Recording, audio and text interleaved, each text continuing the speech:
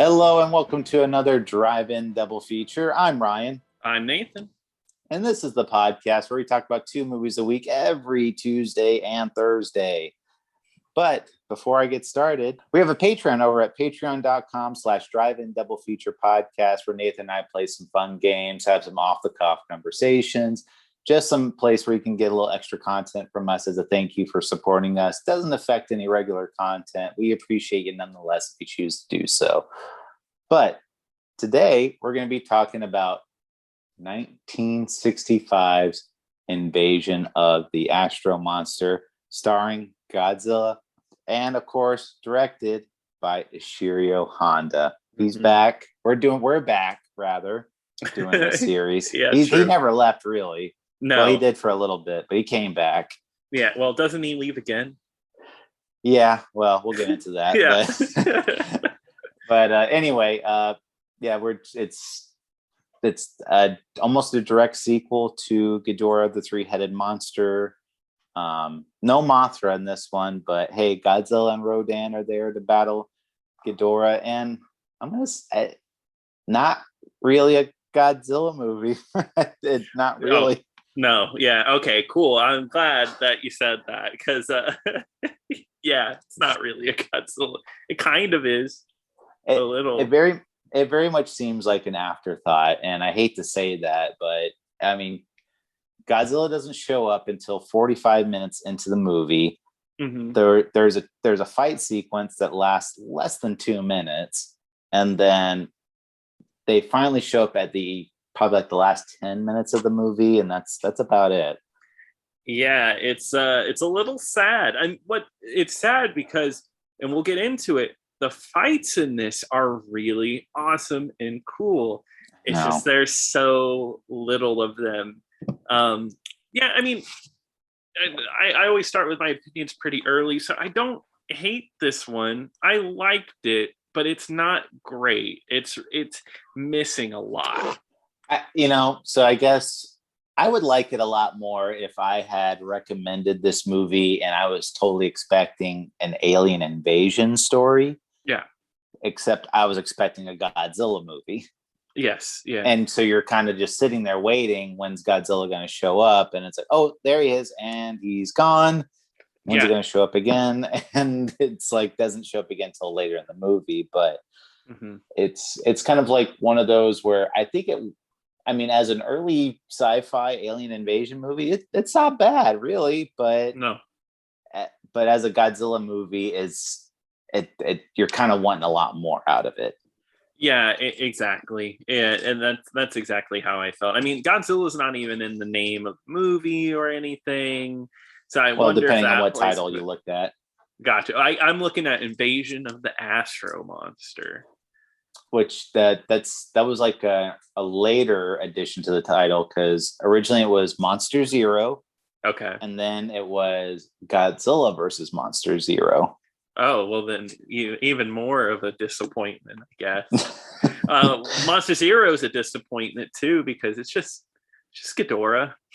That's all. He's the big bad guy.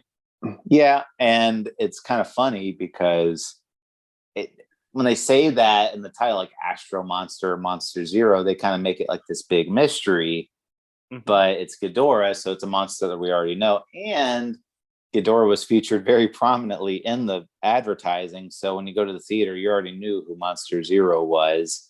And it just, I think, this is kind of a side rant too, but back then there really wasn't that spoiler culture or whatever. It was just kind of like, oh yeah, this is going to happen in the movie, or like this, there's going to be a big reveal, and this is going to happen in that reveal. A lot of times, because again, this is a side rant, but I remember there was like an old interview with David Prowse for Empire Strikes Back. And of course, in that movie, spoilers, Darth Vader is Luke Skywalker's father. And David Prowse had said in an interview before the movie came out, like, oh yes, Darth Vader is going to be revealed as Luke Skywalker's father. It's going to be a very dramatic scene. It's like, I don't even know what you're talking about. So, Oh well, it's this really unknown movie that's not many people have seen, but yes, but yeah, no, yeah. Spoilers were really. You watch old movie trailers, and it'll just be like whole scenes of movies. That would be a movie trailer, right? Like they're just like, here you go. You know, you're just gonna want to see this movie just because. yeah. So it just Yeah. it wasn't a thing, or like I guess you could. I just imagine like you're getting together your group of friends, and usually there's like one person, like when you talk about the movie, like, don't say anything, spoilers, guys. I don't want to be revealed anything. But now, I guess back then it was just kind of like we're like, oh yeah, sounds good. I guess I'll go see that. Yeah. Wow, that's the twist. Awesome. Can't wait to see that happen. But anyway, yeah. So it's not any big secrets, but no. the whole reason this is an alien invasion movie, and a lot of the reason why this became like an alien invasion type of movie is Toho had actually had done several alien movies. The Mysterians was a really popular one, and Godzilla was kind of really popular too. So they're like, hey, why don't we try putting these two movies together and see what happens? And this was the result of that. And one thing too, they always made clear is that when you look at American style alien movies, especially back then, like War of the Worlds or Invasion of the Body Snatchers, it's kind of like aliens have this very offensive type of mentality where they're going in and immediately start attacking humans, or like blowing buildings up or whatever. But Mysterions and this one, the aliens are kind of deceitful because they try to play up to the humans' good side, and they're like, oh, because the movie starts with two astronauts that arrive, and they're just kind of walking around and they run into some aliens, and the aliens are like, hey, we got Monster Zero here. We want to know if you could send Godzilla over here to help us. And yeah, and it's like, oh, we can cut you a deal. We got the cure for cancer.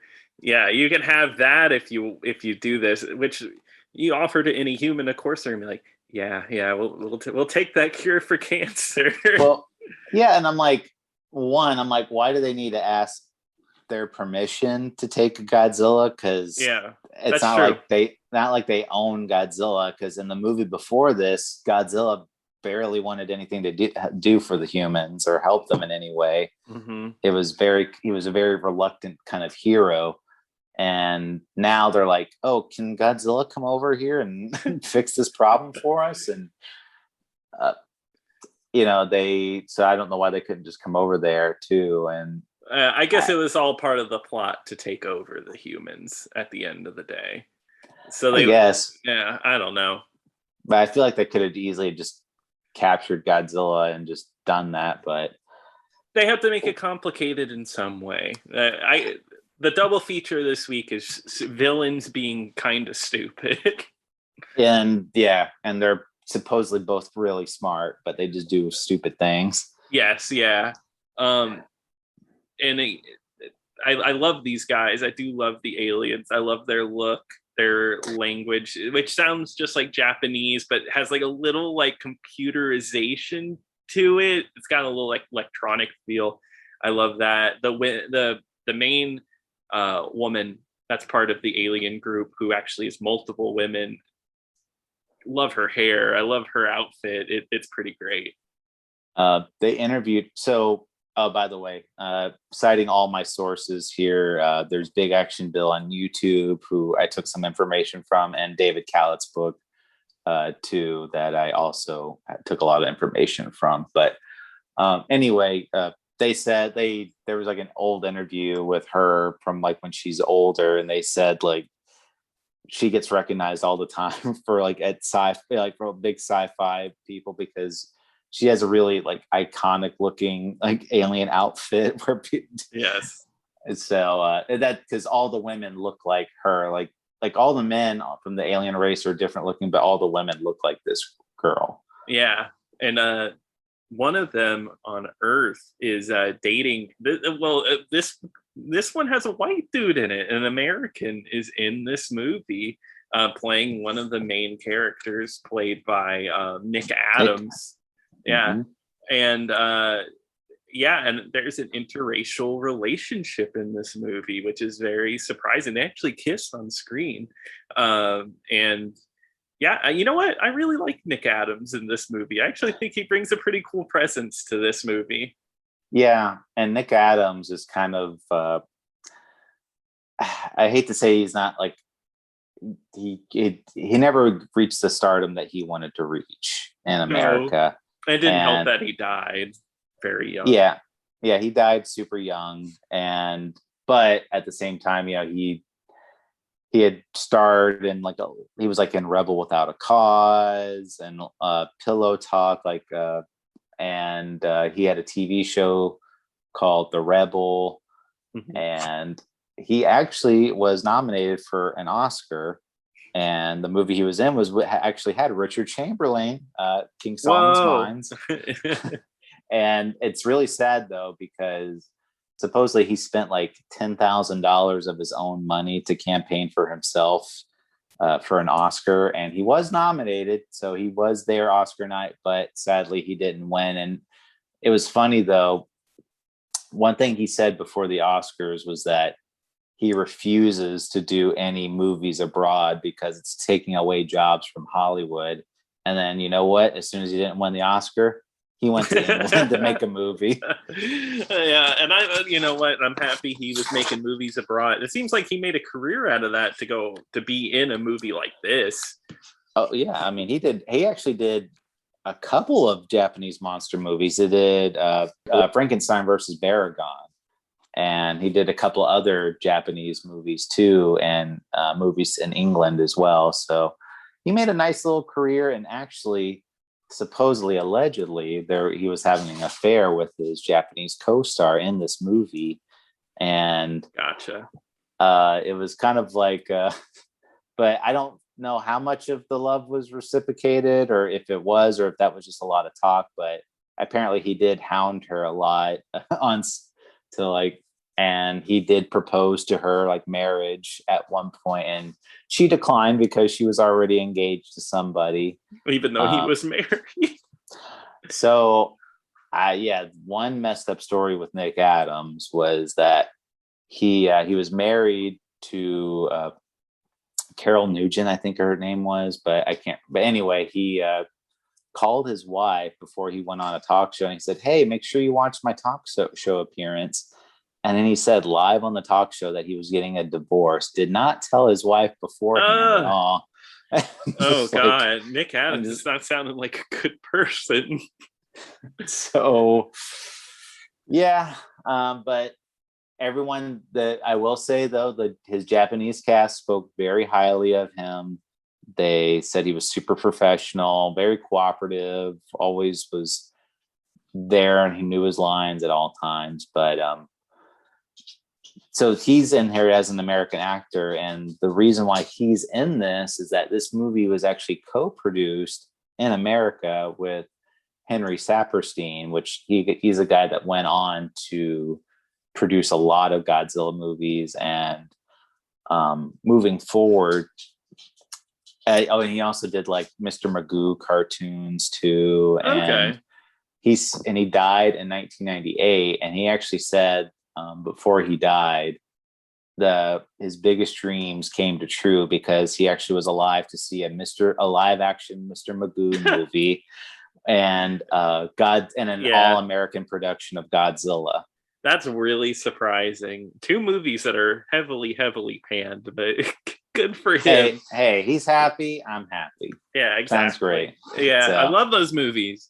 No, I'm not going to say that, but but no, good for him. But yeah, and it's funny though, like this movie, it was released in 1965, was not released in America until 1970 because they couldn't find, they were having troubles with distributors. In fact, so much so that like Son of Godzilla was already playing on TV at the time, and Destroy All Monsters was actually currently in theaters when Invasion of the Astro Monster came out. So, well, I guess luckily these movies don't fit into any sort of timeline. You know, they even reuse characters and stuff. or reuse actors and stuff. So Yeah. not that big of a deal. And reusing the Ogata, the original Akira Takarada, the original character Ogata from the first Godzilla movie. He's back again. Yep, he's always here. There are some people missing. You know what? I'm happy they got rid of the reporter trope. There was a lot of reporters in all of these movies, and they finally kind of got away from that. Yeah, this one is filled with astronauts and inventors. And they Yeah. did have an inventor previously in King Kong versus Godzilla, but hey, you know, that's wild. You know, it's been what, 3 years? Time to dust that trope off and put it back up. Yeah, put it back in there.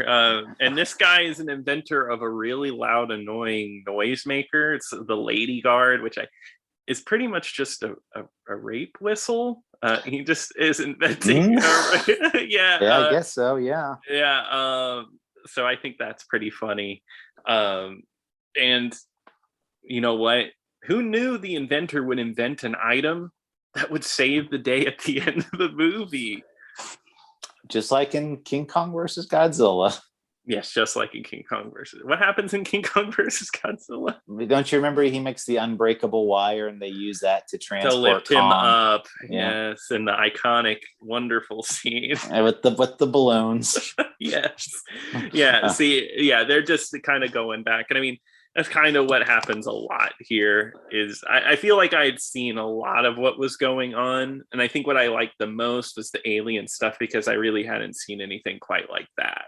Yeah, like I said, it's primarily an alien invasion movie, and it's if they had put any other monster in there that wasn't Godzilla or Ghidorah, and just said, "Oh, these are brand new monsters" or whatever, I think it would have been something that I would have enjoyed a lot more. But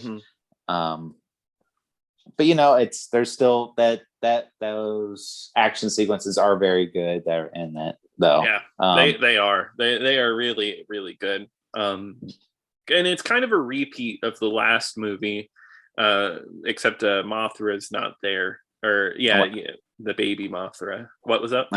I know that made you real sad. There's no Mothra in this movie. I know, just a little, but it still was really cool. Rodan is a part of this. Rodan kind of just gets thrown into the bargain, like, you can have Rodan too. Whatever, take him. Well, and Mothra was actually supposed to be in this movie at one point. Really? But I think after Ghidorah, because they said how complicated it was to have 4 monsters on screen at the same time, they're just like, forget that. 3 is plenty. Yeah, no, I totally get that. That would be so chaotic. This looked chaotic. And I think it's just because it was an HD. There's a lot of wire work that you see. There's a ton of wires going on. You could see a lot of Rodan's wires. You could see a lot of Ghidorah's head's wires. Yeah, so I can only imagine adding Mothra wires in would probably be hell. One thing I do want to ask, so what did you think of this Godzilla suit? You know, I like it. I don't think anything quite stood out to me, like while watching it. Let me get another good look at it really quickly. Well, while you're looking at that, let me just kind of explain the changes that they made to this suit. So in this one, they made a completely new suit because they actually just reused the same one from Ghidorah. When they reused the one from Mothra versus Godzilla for Ghidorah. So this one they actually made a whole brand new suit, and they knew Godzilla was becoming more of a good guy, so they made some changes.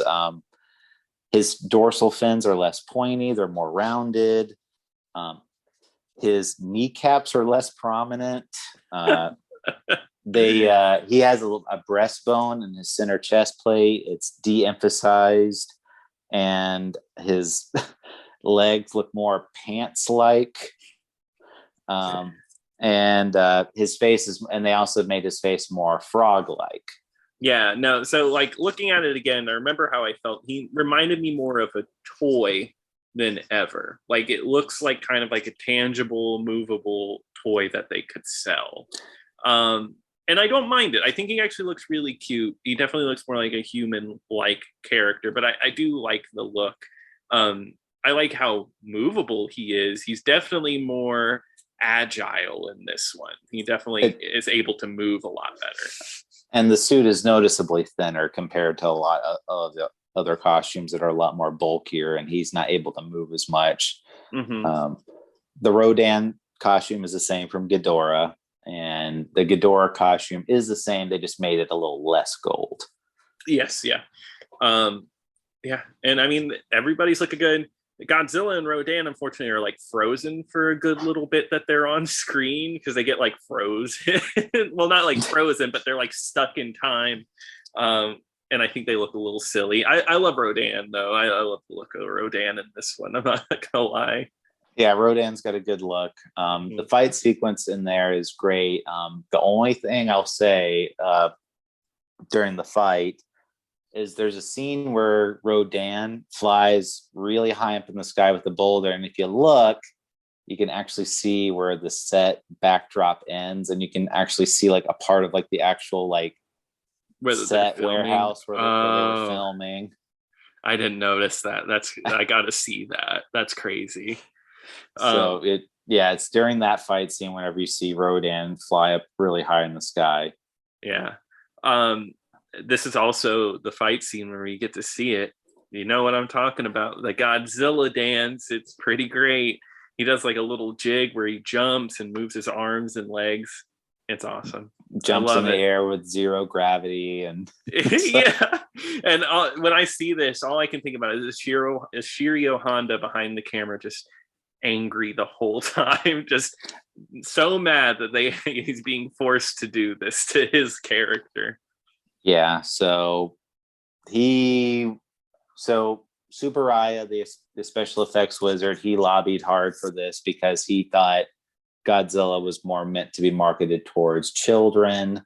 And the jig that he does is a dance from a very famous manga at the time that the character would do, like a victory dance.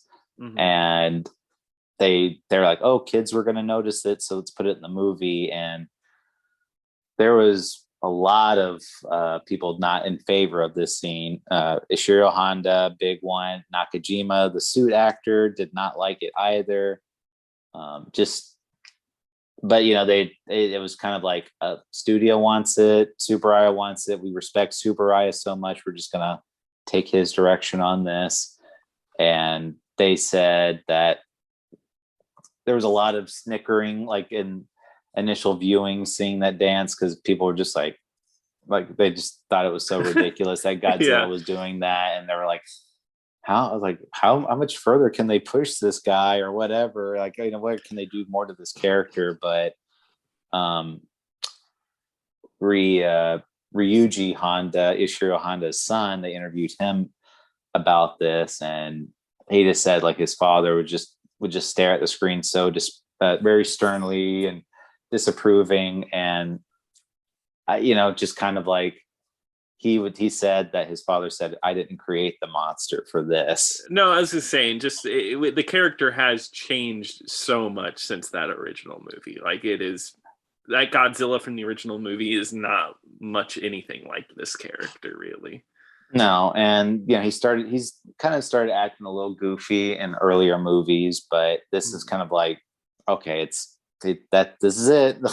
Yeah, he's silly now. Yeah.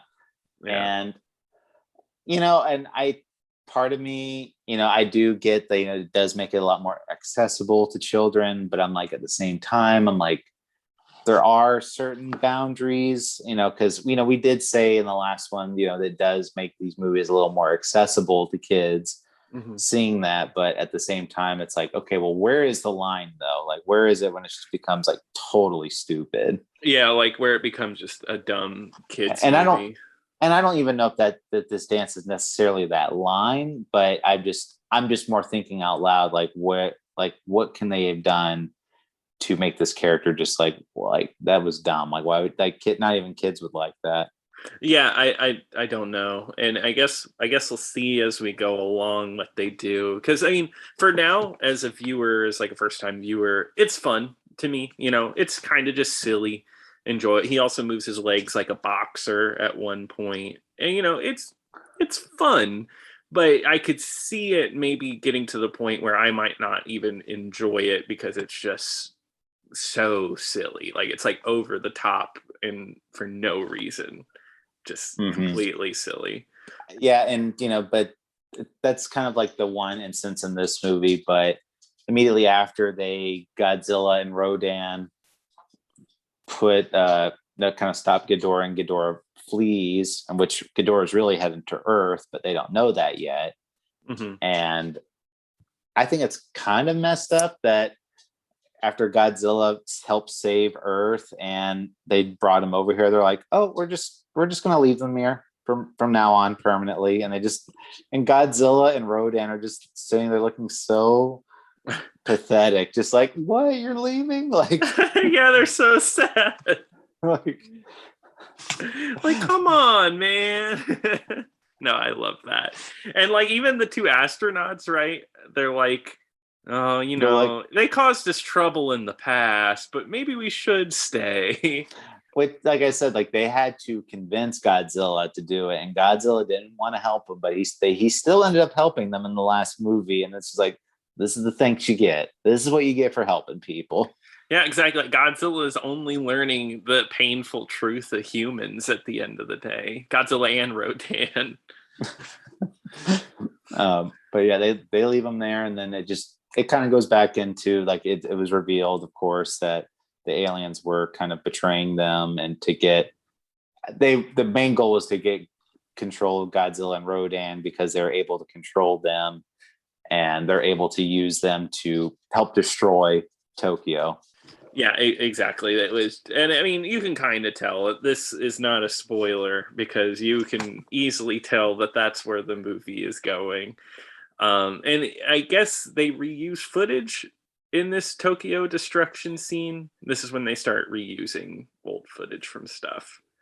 It is because the original Rodan is filmed in a different aspect ratio than this one was, because this newer one's filmed in a widescreen format, and then the Rodan is not. So it's a very noticeable change. And in fact, like this Rodan is a lot more brown than the original one. The original one is very red looking. And when this one, you could see like Rodan's red legs from like the original one pop up. And there's a scene where the building gets blown over, and that's reused from Mothra. And Honda, again, wasn't really a big fan. And I'm going to actually read a quote from it about why they did it. He said it was a vicious cycle of time and budget. The more duplicates we use, we could cut the effects budget. But then we received complaints from our fans saying it looks weird, it's not fresh. We could fool the audience for a little while, but eventually they would know the trick and stop coming to see the shows. And he noted that that period is a sad part of our history. Wow, that's sad. Yeah, I mean, that's kind of what he's a man who thinks about the future, and that's what I keep hearing from him. Is he's a man who's like, you know what might work now is going to be your downfall later on, which I don't know because it's not I haven't seen those movies yet, but I've heard that's kind of what happens. That some of the later movies are kind of just. There's one that's like a complete, just like reuse of footage. There's some that are just completely way too silly. So, it's kind of the sign of the times coming. Yeah. And, I think the way the kind of like the gold standards for these movies, like we kind of talked about, is Godzilla versus Mothra, and Ghidorah versus the three-headed monster, where it's like all these people are kind of firing on all cylinders. These movies are gold. And this one, I think it's kind of getting a little clear. It's not that this is a bad movie, but it's kind of like the wheels are getting a little shaky. It's like, and one thing too that they said was that, Ishiro Honda just was getting really tired of making these types of movies. He was getting really frustrated creatively, because he loves a lot of human drama elements, and he was there. They said like he would go see like these movies that not a whole lot happens, or like the troubles or the drama, and it's like really mundane type of stuff. And he really liked that type of stuff, like real slice of life type of stuff. And he didn't really feel like he was getting to exercise those creative muscles. And instead he's just making the same movies that he's been having to make for years. And it, like I said, burnout is a very real thing. And I remember I was telling you they were doing crazy numbers, like in between like 2 years made like 8 movies, which is an insane amount.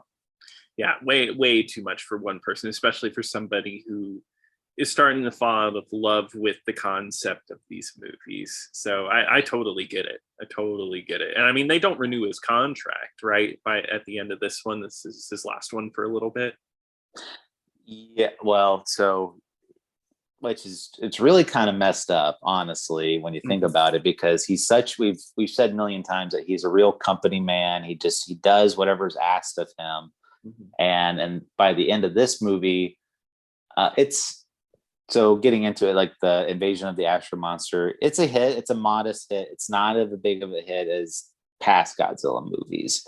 And I don't know if they blame that on Honda or whatever, but they decide not to renew Honda's contract. And instead they're like, we're only going to pay you for the products that we hire you on.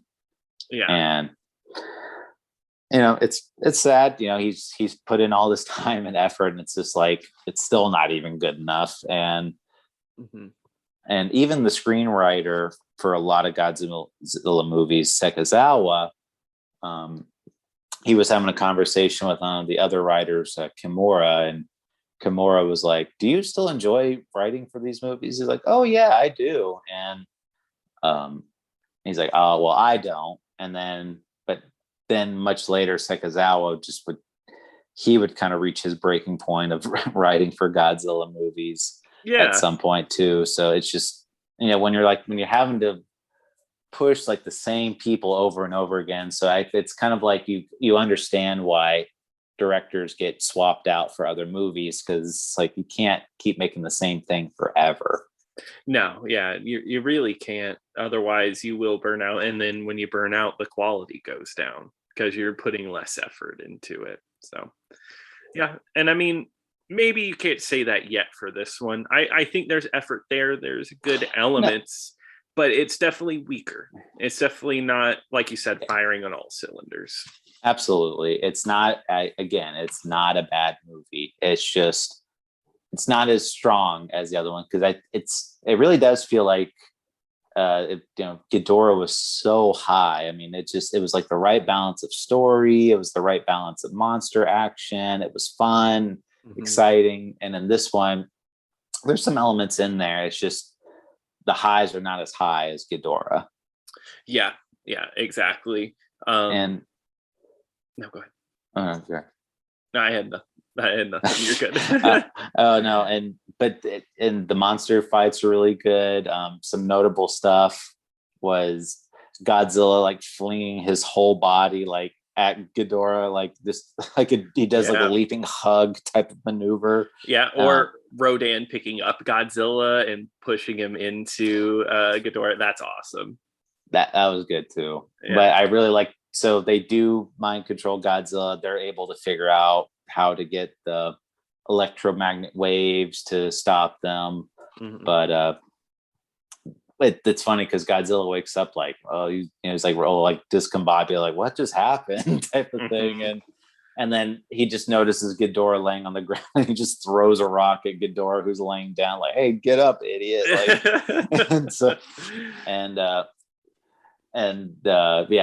that's just, it's really good. But I will say one thing I did not like about this movie was the ending of it. What part of it? Well, one, they reused the water tumbling, which sounds like we've seen that more than once, more than twice. And that's just, it feels like a real cheap way to end the movie. And then I put that in my notes when I was watching it. Like Ghidorah flies away and you don't see Godzilla or Rodan. And this is like framed as a happy ending. I'm like, and I'm like, this monster just flew away. Like because at the end of Ghidorah, Godzilla and Rodan and Mothra were standing tall, like kind of like saying like, yeah, come back if you want some more type of thing or whatever. Like they're going to protect us. And Ghidorah fled from the battle. And this time Ghidorah does fly away, but you don't see Godzilla. So it's kind of like a real hollow type of victory. Yeah, isn't that what the weird like contention is between like King Kong versus Godzilla, who actually won that? But here it's like, oh yeah, Godzilla Rodan won, but they just are in the water, and like our heroes are like, oh yep, the day's saved. Sorry, our human characters are like that, right? So King Kong throws Godzilla, like they tumble into the water. King Kong swims away. King Kong is kind of sort of the winner. Yeah. And Mothra versus Godzilla, Mothra, the larva like spray Godzilla in the web. Godzilla falls in the water. The Mothras swim away. End of the movie. Mothra's the winner. This one, they all fall in the water. Ghidorah flies away. Ghidorah lost. So yeah, I don't know. I don't get it. Like what was stopping Ghidorah from just flying out of the water and just blowing, like killing all the Earthlings? Yeah, like, I guess he's running away. I guess that's kind of what the deal is. But it's weird that I guess they just wanted a way to wrap up Godzilla and Rodan, so they didn't like have to like explain where they went after. It's a bit odd. I just don't know why they couldn't reuse the same ending that they did in Ghidorah, and just beat up Ghidorah and then he just flew away. It would have been. I mean, they could have just done that again, and it would have been just as fine. But yeah, and I also don't like that the joke this movie ends on, really, where like they're like the dude's like, all right, go back to Planet X because you're going to survey it to the two astronauts, and they're like, oh, all right, I guess we'll do back it. to work. And it's just really lame. I don't know.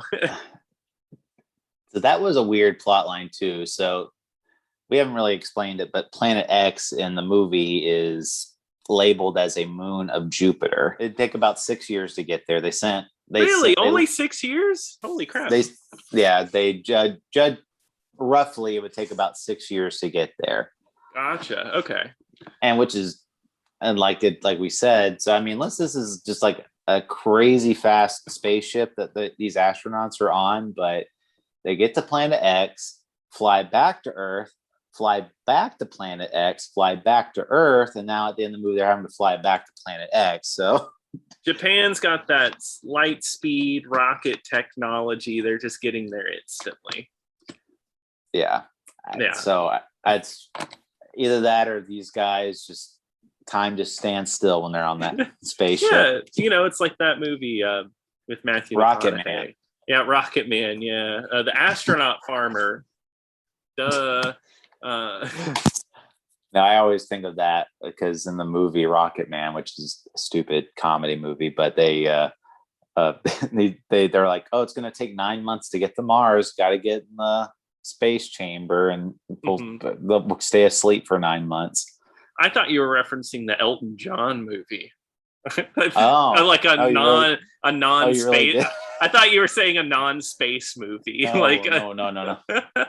No, it's a Disney movie, believe it or not. But really, okay, yeah, nice. But anyway, yeah, I always think about that. And another funny thing was they said in the movie was we call Ghidorah Monster Zero, and they're like, oh, Monster Zero. They're like, yes, in your world, you call things by words. We call things by numbers. Yes. Which is, I'm like, we called it Monster. Yeah, you called it Monster Zero. And then they call Godzilla Monster 01 and Rodan is Monster 02. So those, and what are those the only three monsters? Hold on. Did Lilo and Stitch rip this off? I think so. Okay, gotcha. Who's the 626 of the monster world? I guess we'll find out. Oh, I think that's coming up in Son of Godzilla. But okay, we'll find out. But no, I think that's just silly. That the whole alien bit is just very silly. Well, yeah, and I'm like, So if you call stuff by words, then you shouldn't have like any nouns for anything. You guys should just be saying, you should be just spitting out numbers constantly. Yeah, honestly, they should have just been speaking like 0101 binary or something. Or like, oh, I'm going to sit at this desk or whatever. I'm going to go sit at that 12 over there. Now you just sound like dumb, you know, like a kid with a secret language with his own made up language. Just replace every noun with a number. Some other funny bits was when they're having like the press conference and they have like different people from different delegations talking. There's a woman from the housewives delegation. I thought that was so funny. And she's like, you know what? This Godzilla guy is awesome. Like, you know, the Planet X people, they want peace. Okay. Well, us housewives think it would be great to cure cancer. Like they got all the housewives together. I guess it was supposed to show that men and women were in harmony with wanting. Well, I get having a woman representative, but do they all have to be housewives? I don't know. I don't know. Maybe the housewives delegation is a real thing. Hey, shout out to the housewives. Yeah, shout out to all housewives listening to this podcast. I'm glad I'm glad you were the one of two people that were asked if it was okay to go over to send Godzilla over. Yeah, they spoke so you didn't have to speak, Nathan. Yes, thank you, housewives and whoever else it was. Another goofy thing was, I didn't mention this in the fight, was Godzilla does a boxing shuffle. Yes, yeah. He moves his feet like a boxer. Yeah, once again, that's what I was thinking of when I said like he's more agile in this one. He uses the ability to move around like that. Imagine in the very first movie, in Godzilla Classic, he goes up to like the people he's killing that he's stomping on, but he's just shuffling around like a boxer. It'd be a much different movie. Yeah, you'd just be like, well, that is so out of place. And it's like, because it's so serious. And then you get this one goofy scene like that. Uh-huh. One other behind the scene was to get the rocket to launch out of the ground. They actually busted a hole in the floor, and they actually got in really big trouble for doing that. Oh, that's why they didn't renew his contract.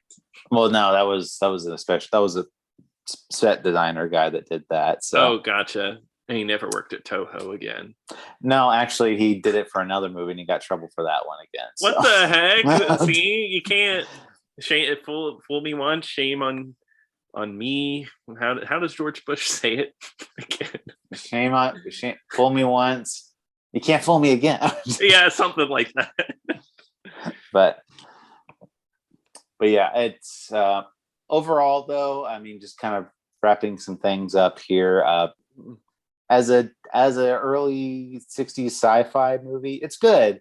As a Godzilla movie, not the best, and not awful, but I wanted a little more Godzilla in this movie. Yeah, it's fine. It's serviceable, but like I would much rather, like, as a recommendation, this wouldn't be my top. I wouldn't really be like, if you want to see a Godzilla movie, don't really check this one out. Maybe check it out if you're in the mood for a sci-fi thing, or you've watched all the other Godzilla movies, but watch another one. You'll get a better experience. Yeah, but there's going to be more to come. We still haven't talked about my favorite Godzilla movie yet, and I'm not going to tell you which one it is until we get there. Oh, wow. That's going to be a long time. 1998 is a far way off. Oh, how dare you.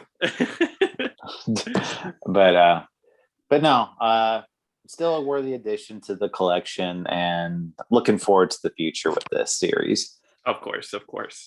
But I guess that's it. Anything else you want to add? No, that's it. For me. All right. Okay, well, we're going to shut the book on Toho for now. We'll get back to it. Don't you worry. But until then, Nathan, we're going to get back to our regularly scheduled programming. with some totally off the wall pick, which will be. All right, you ready for this one, Ryan? Totally zany, off the wall. Buffalo 66. Oh, yeah. Yeah, we're doing Buffalo 66, which is streaming over on Tubi. Well, perfect. Cannot wait. Sounds like a great time. Mm-hmm. But anyway, thank you so much for joining us. If you'd like, you can send us an email over at driveindoublefeaturpodcast@gmail.com if you have any thoughts, opinions. Don't forget to follow us on Twitter at DIDFPod.